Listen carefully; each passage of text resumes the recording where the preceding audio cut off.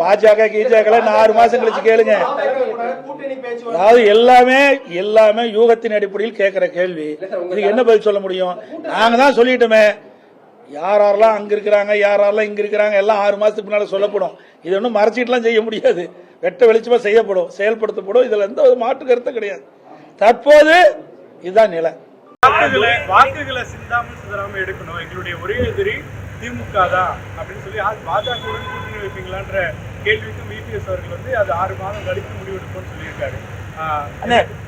அதாவது எதிர்கட்சி தலைவராக இருக்கிறாங்க, ஒரு கேள்விகளை கேட்குறீங்க, ஒரு பதில் சொல்றாங்க. நாங்கள் ஒரு கட்சி நடத்தி கொண்டிருக்கின்றோம், கட்சியில தொண்டர்களாக இருக்கிறோம். எங்ககிட்ட ஒரு கேள்வி கேட்குறீங்க. எல்லாருடைய நோக்கமும் திமுகவை 2026 வீட்டுக்கு அனுப்புறதா எந்த மாற்றத்திற்கும் இல்லை. காலம் சூழல் இன்னும் 6 மாதம் 8 மாதம் இருக்கு, எப்படி வரும்?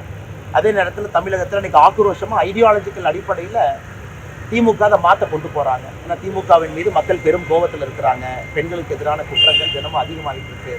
இதெல்லாம் தொடர்ந்து பார்க்குறீங்க. ஆனால் என்னை பொறுத்தவரை இன்னைக்கு இது ஒரு தேவையில்லாத விஷயமா நான் பார்க்குறேன். காரணம் பாஜக வளர்ந்து கட்சியை வளர்ப்பதற்கு முக்கியமான இது நேரமாக பார்க்குறோம். கடுமையாக உழைத்து கொண்டிருக்கின்றோம். இன்னும் தேர்தலுக்கான காலமும் அதுக்கான சூடு இன்னும் வரல. வரும்பொழுது எல்லாம் பேசுவாங்க, நான் என்டிஏ எப்படி இருக்கும், என்டிஏ அமைப்பு எப்படி இருக்கும்.